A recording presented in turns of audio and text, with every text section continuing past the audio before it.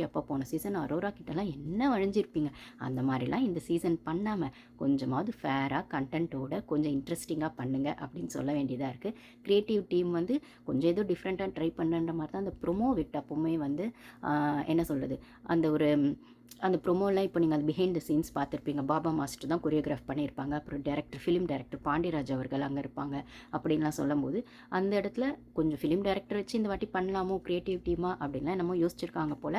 பார்க்கலாம், உருப்படியாக ஏதாவது பண்ணால் பார்க்க வேண்டியது தான். இல்லைனா வந்து அந்த ஹோஸ்ட்டை வந்துட்டு நம்ம ஸ்டைல்லே நம்ம வந்து கலாய்க்க வேண்டியது தான். இல்லைனா அந்த ஹோஸ்ட் பண்ணுற தவறுகளை பேச வேண்டியதான். கண்டஸ்டன்ஸ் பண்ணுற விஷயங்களை விடவும் ஹோஸ்ட் பண்ணுற விஷயங்களை தான் போன சீசனில் நம்ம நிறைய பேசணும் அப்படின்னு சொல்லும்போது, இந்த சீசன்லேயும் அதை தான் நடக்க போதோ என்னமோ தெரில, வெயிட் பண்ணி பார்க்கலாம். சரிப்பா, அப்போ பிக் பாஸ் கண்டஸ்டன்ஸாக யார் உள்ளே போகிறாங்க, காமன் மேன் சொல்லிட்டீங்க. பிக் பாஸ் கண்டஸ்டன்ஸ் யார் யார் அப்படின்னு சொன்னால், ஆல்ரெடி நம்ம போன வீடியோ பார்த்தவங்களுக்கு தெரியும்.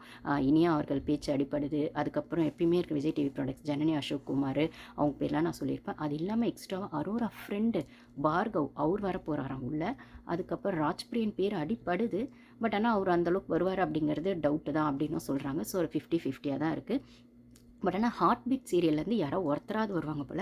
அதில் வந்து போன வாட்டியும் ஒரு 2-3 பேர் அடிபட்டுச்சு. இந்த வாட்டியும் தீபா பாலு இன்னும் 2-3 பேர் அடிப்படுது. ஸோ அதுலேருந்து யாரோ ஒருத்தர் கண்டிப்பாக வரப்போகிறாங்க.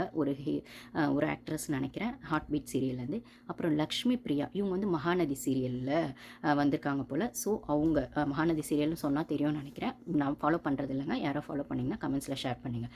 ஸோ அதில் ஒரு கேரக்டரில் வரக்கூடிய ஃபேமஸ் கேரக்டரில் வரக்கூடிய லக்ஷ்மி பிரியா அவங்க வரதா கேள்விப்படுறோம். அதுக்கப்புறம் வந்து அந்த இந்த இதுலேயே வந்து ஹார்ட் பீட்லேயே தீபா பாலு சொன்னேன் இல்லைங்களா, அவங்க கூட சேர்ந்து பாடனி குமார், இவங்க பேர் போன வாட்டியும் அடிபட்டது. ஸோ அவங்களும் வருவாங்க போல். 2 பேரில் யாரோ ஒருத்தங்க. அதுக்கப்புறம் விஜய் சோபனா பேர் அடிபட்டுச்சு. போன வாட்டியே வருவாங்கன்னு. பட் ஆனால் பாரு வந்துட்டதுனால சோபனா வரல. ஆனால் இந்த வாட்டி விஜய் வைஷு வருவாங்கன்னு அடிப்படுது. விஜய் வைஷு வந்து டிரான்ஸ்ஜெண்டர்னு சொல்லப்படுது.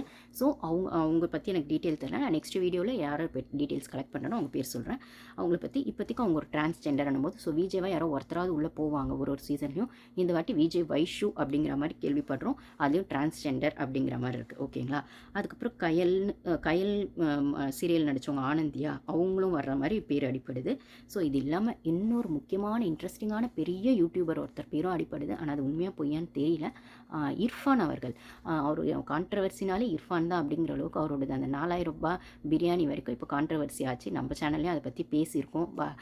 ரம்ஜானுக்கு பக்ரீத் இல்லை ரம்ஜான் தான் நினைக்கிறேன், தெரில பக்ரீத்தோ ரம்ஜானோ ஏதோ ஒன்றுத்துக்கு வந்து அந்த 4000 ரூபாய் பிரியாணி கான்ட்ரவர்சி ஆச்சு.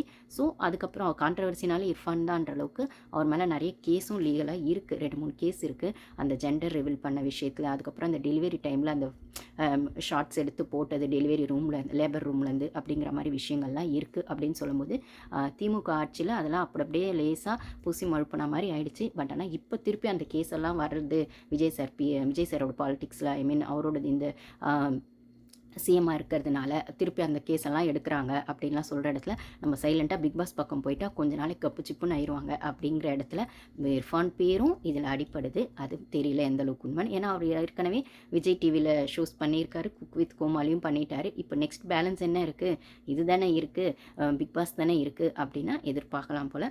பார்க்கலாம், யார் வராங்களோ வரட்டும், நம்ம ரிவ்யூ பண்ணுறதை பண்ணுவோம். கண்டஸ்டன்ஸ் யாரும் சரியில்லை அப்படின்னு சொன்னால் ஹோஸ்டையே ரிவ்யூ பண்ணுவோம், அவ்வளோதான். Thank you guys. நெக்ஸ்ட் வீடியோவில் பார்க்கலாம். முடிஞ்சால் சப்ஸ்கிரைப் பண்ணிக்கோங்க, லைக் பண்ணுங்கள், ஷேர் பண்ணுங்கள். நிறைய பேர் வீடியோஸ் பார்க்குறீங்க, இன்ஸ்டாலையும் ஃபாலோ பண்ணுறீங்க, லைக் பண்ண மாட்டேறீங்க. ஹைப் முடிஞ்சால் பண்ணுங்கள், அட்லீஸ்ட் ஷேர் பண்ணுங்கள். நிறைய வியூஸ் போகுது, பட் ஆனால் நீங்கள் ஷேர் பண்ண மாட்டேறீங்க, லைக் போட மாட்டேறீங்க. மறக்காமல் லைக் பண்ணிவிடுங்க கைஸ். போன சீசன் சப்ஸ்கிரைபர்ஸ் யாராக இருந்தீங்கன்னா பார்த்தீங்கன்னா கமெண்ட்ஸ் பண்ணுங்கள், ஜாயின் பண்ணுங்கள். இந்த சீசனையும் நம்ம ரிவ்யூ பண்ணிட்டு ஜாலி